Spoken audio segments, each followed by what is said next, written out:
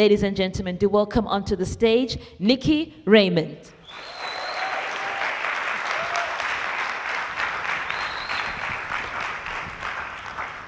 Who did you dream of becoming before the world told you to be more realistic?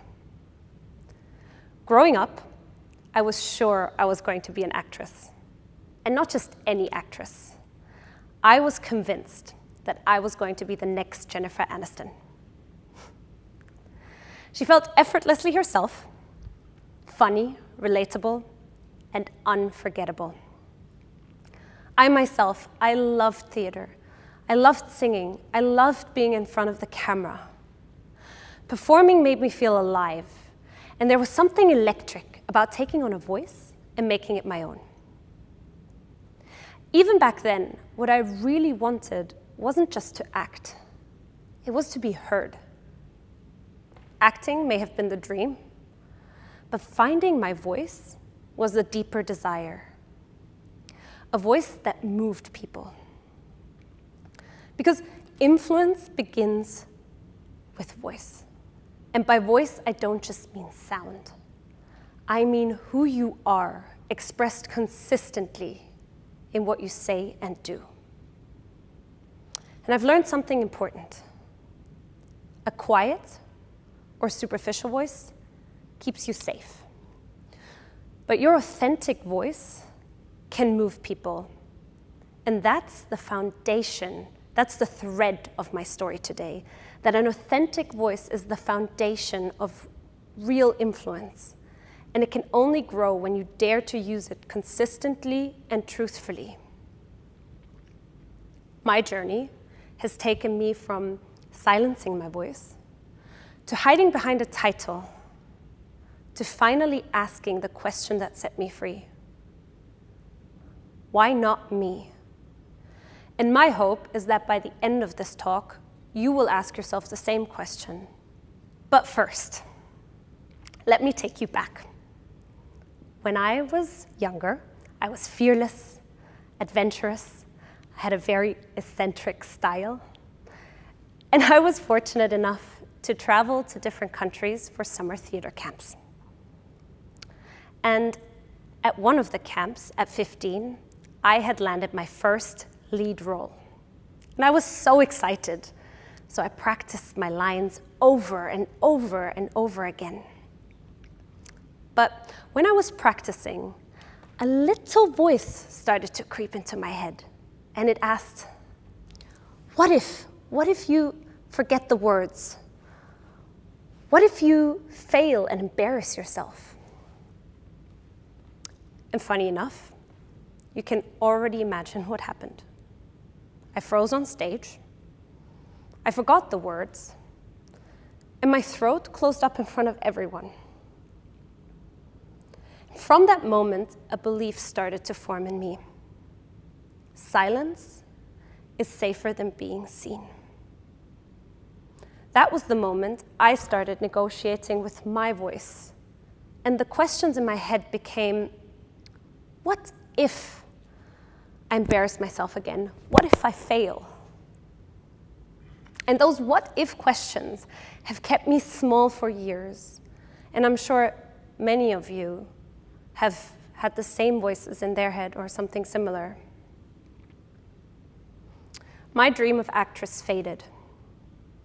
A series of small experiences, failed attempts, feedback I took personally, well-meaning people voicing their fears, which sounded like wisdom but felt like warning, rewired what I believed I was capable of.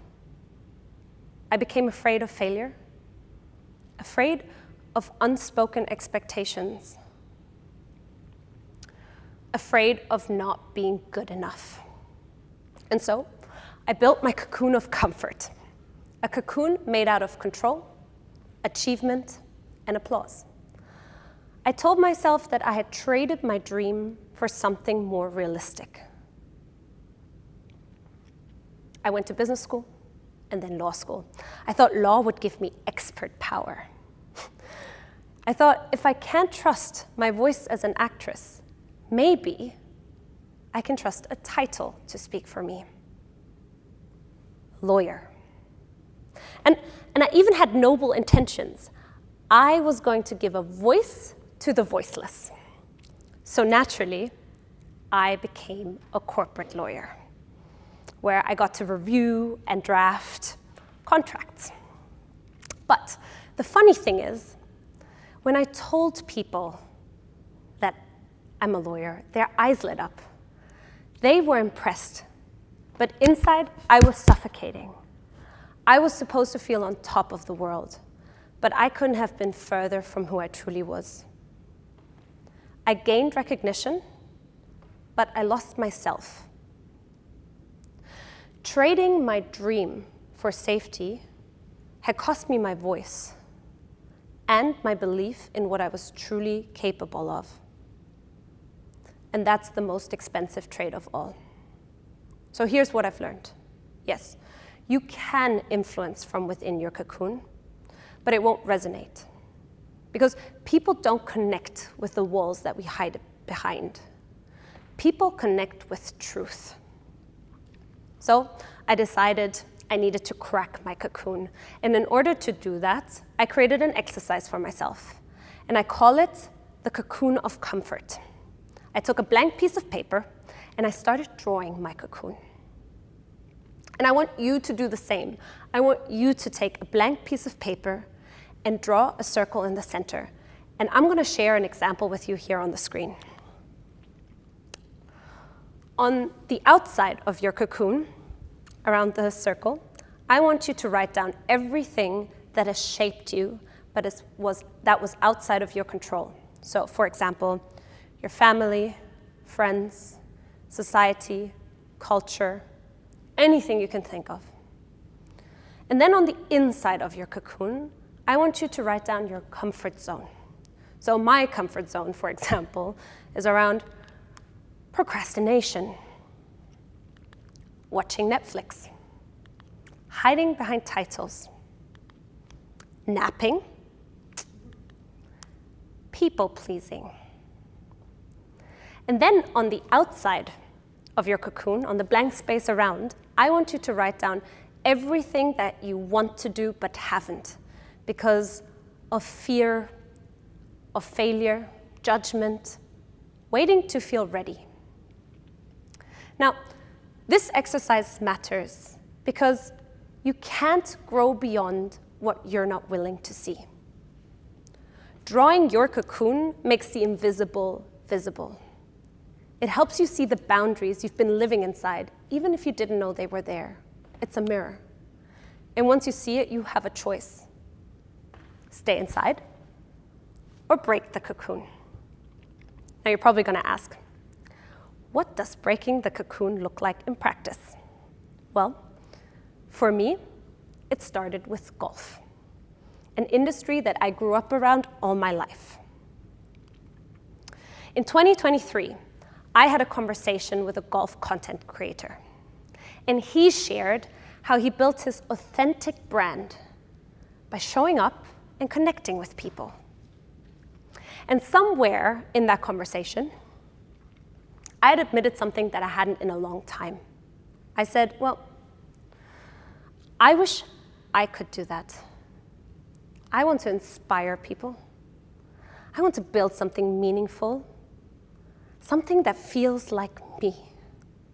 But I just don't know where to start.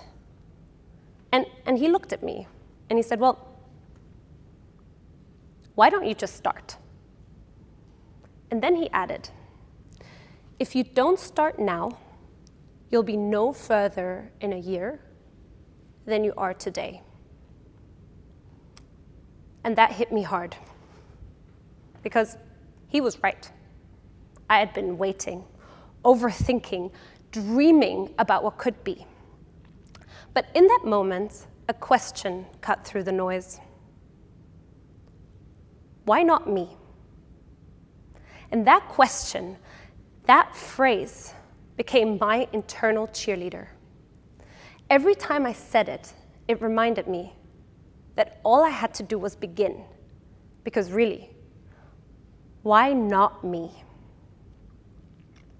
The biggest challenge wasn't other people or another new skill that I needed to acquire. The biggest challenge was me. The cocoon that I've built was of my own making. And the hardest walls to break are the ones that we build for ourselves. I built my cocoon from my own fears and habits. But I realized, if I built it, I can break it, right? Because why not me?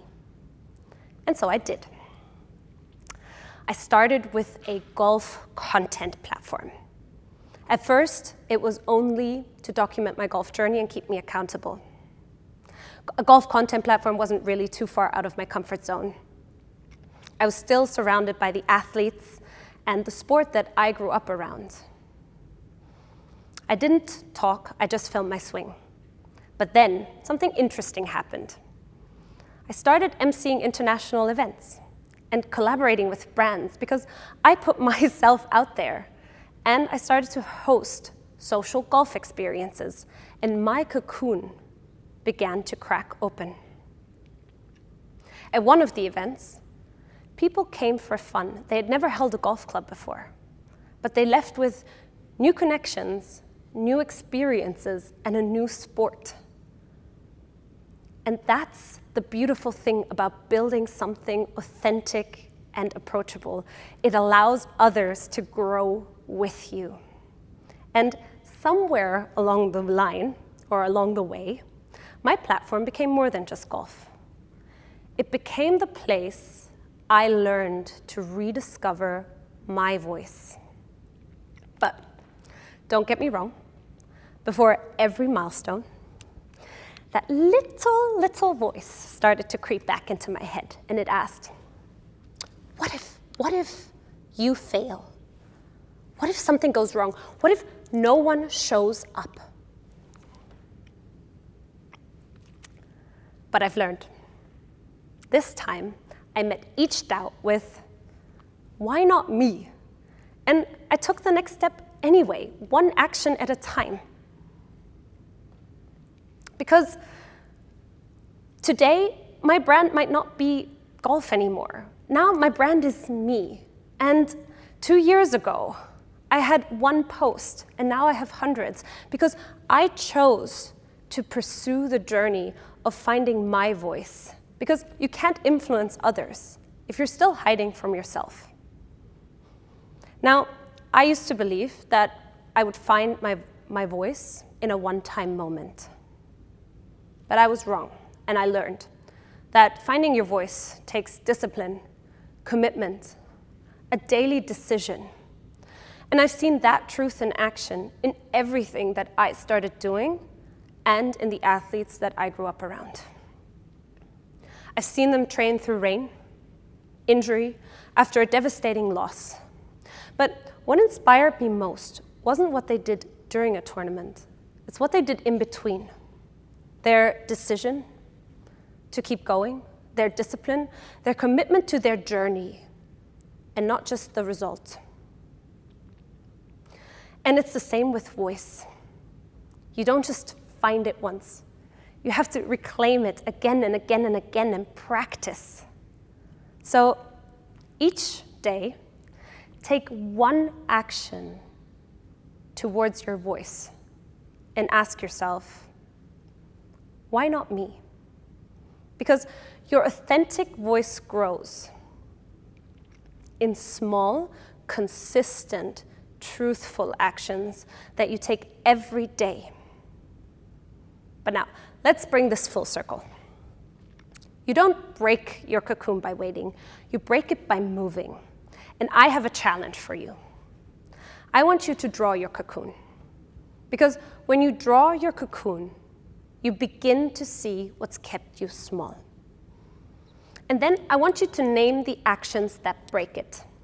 Because when you break your cocoon, you realize you were always meant to fly.